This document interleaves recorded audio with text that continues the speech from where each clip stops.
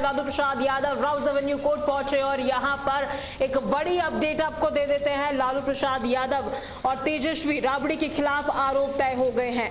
Court ने कहा है कि सरकारी पद का गलत फायदा उठाया गया। धारा 420 के तहत आरोप तय किए गए हैं। IRCTC मामले में लालू परिवार को एक बार फिर से बड़ा झटका लगा है।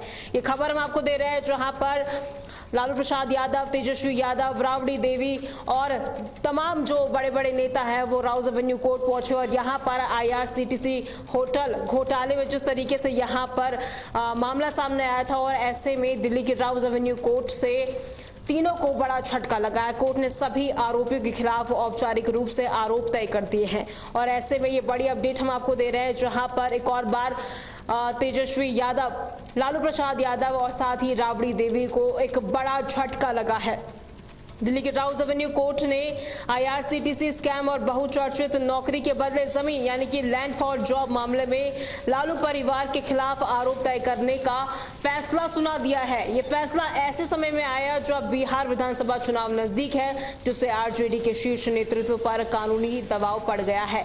कोर्ट के इस कदम से इन तीन प्रमुख नेताओं को अब कानूनी प्रक्रिया के अगले चरण का सामना करना पड़ेगा, जिसका सीधा असर बिहार की राजनीति और RJD के चुनावी अभियान पर पड़ना तय है। ये बड़ी अपडेट हम आपको दे रहे हैं, जहां पर धारा 420 के तहत आरोप तय हुए हैं और ऐसे में तीनों नेताओं की अब काफी ज्यादा मुश्किलें बढ़ने वाली है, क्योंकि बिहार चुनाव भी नजदीक है और ऐसे में जिस तरीके से कोर्ट ने आरोप तय किए हैं, कहीं ना कहीं तीनों नेताओं पर इसका काफी ज्यादा असर देखने को मिलेगा।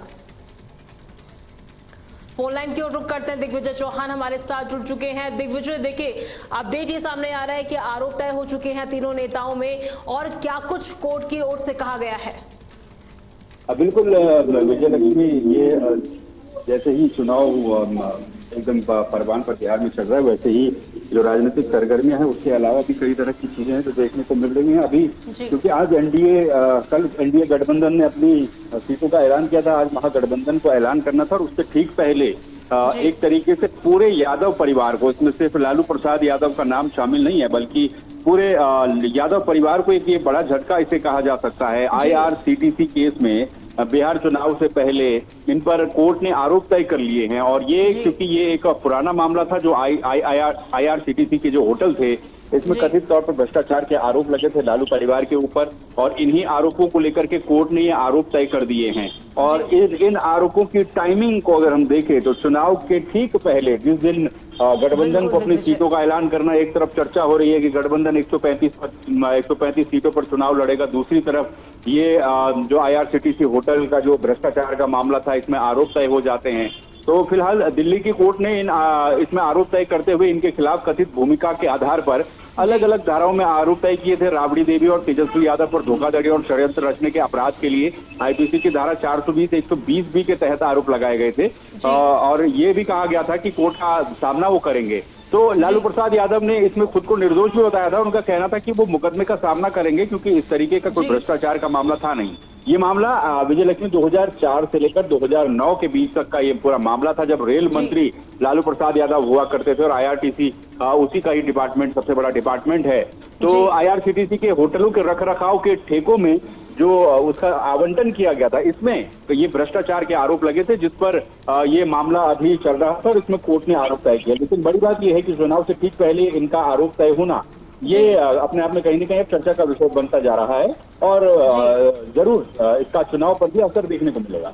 जी दिग्विजय, देखिए कोर्ट ने अपना फैसला सुना दिया, आरोप तय किए हैं और ऐसे में तेजस्वी यादव, लालू प्रसाद यादव आज कांग्रेस के जो तमाम बड़े नेता हैं, राहुल गांधी खड़गे से मुलाकात करने वाले थे और ऐसे में बिहार विधानसभा चुनाव भी सर पे है, तो क्या इसका असर पड़ने वाला है? बिल्कुल जाहिर सी बात है, जिस तरीके से क्योंकि बिहार में चुनावी सरगर्मियां एक तरफ चल रही है, दूसरी तरफ ये आरोप तय हुए हैं, तो कहीं ना कहीं इसका नेगेटिव और पॉजिटिव दोनों तरीके के इम्पैक्ट देखे जा सकते हैं। एक तरफ जहां लालू प्रसाद यादव और उनकी जो पार्टी है RJD, वो कहीं ना कहीं जनता के बीच में ये कहने की कोशिश करेगी कि भैया देखिए चुनाव से ठीक पहले हमारे ऊपर आरोप तय कर दिए गए और इस तरीके की चीजें हो गई, तो वो कहीं ना कहीं इसको जनता के बीच में ले जाने की कोशिश करेंगे। तो वहीं दूसरी तरफ जो उनके विपक्षी हैं यानी कि एनडीए गठबंधन है, वो साफ तौर पर ये कहेगा चुनाव के दौरान कि देखिए इनके खिलाफ एक और मामला ही सामने आया, चारा जी। घोटाले की तो बात करते ही थे, लेकिन आईआरसीटीसी घोटाले मामले में भी जो भ्रष्टाचार हुआ उसको लेकर के कोर्ट ने आरोप इनके ऊपर तय कर दिए। तो जाहिर सी बात है इसके ऊपर भी इर्द गिर्द भी ये भी अब चुनाव में एक मुद्दे के तौर पर देखा जा सकता है आने वाले जी। दिनों में बिहार की राजनीति। जी, बहुत बहुत शुक्रिया दिग्विजय हमारे साथ जुड़ने के लिए।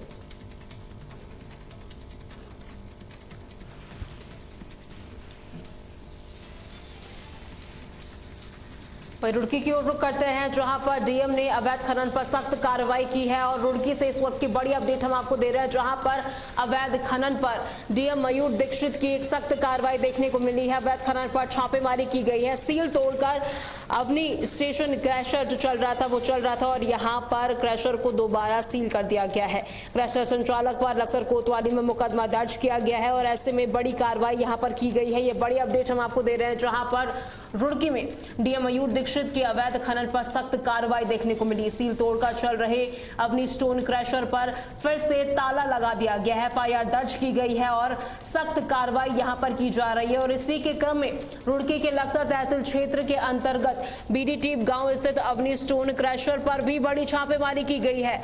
खुलासा और कार्रवाई लगातार की जा रही है। छापेमारी के दौरान ये चौंकाने वाला खुलासा हुआ कि क्रैशर को पहले सील किए जाने के बावजूद संचालक द्वारा उसकी सील तोड़कर अवैध रूप से यहां पर काम किया जा रहा था, खनिज का संचालन किया जा रहा था, जिसके बाद यहां पर कार्रवाई की गई। डीएम के निर्देश पर प्रशासन ने तत्काल प्रभाव से क्रैशर को दोबारा सील कर दिया।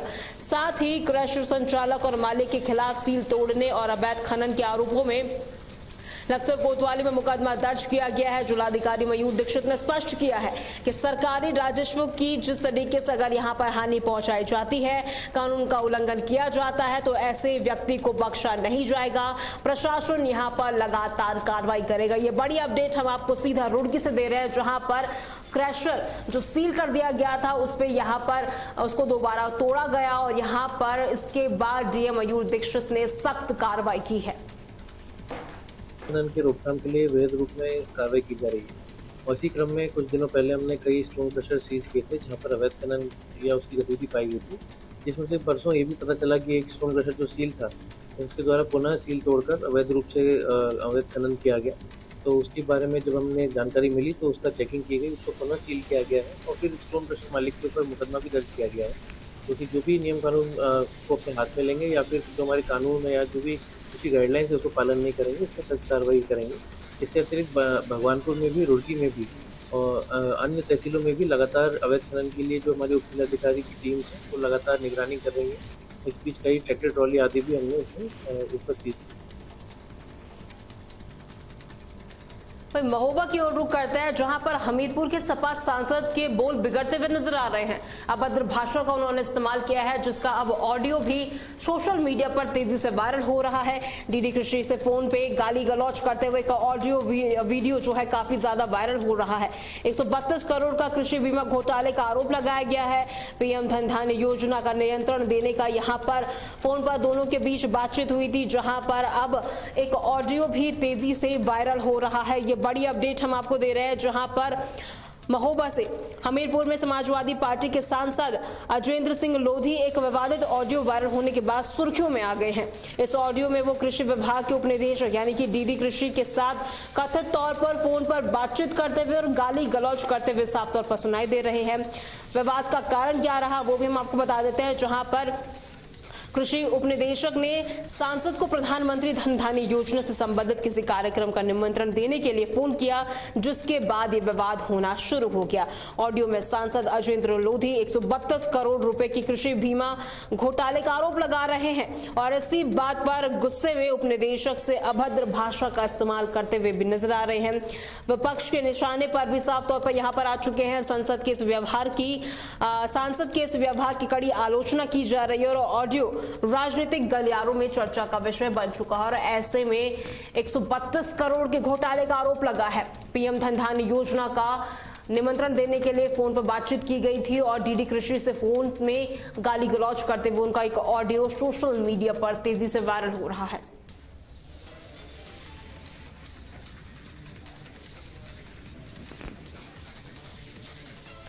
ब्रेकिंग न्यूज में फिलहाल के लिए इतना ही। खबरों के लिए बने रहें तहलका डिजिटल के साथ।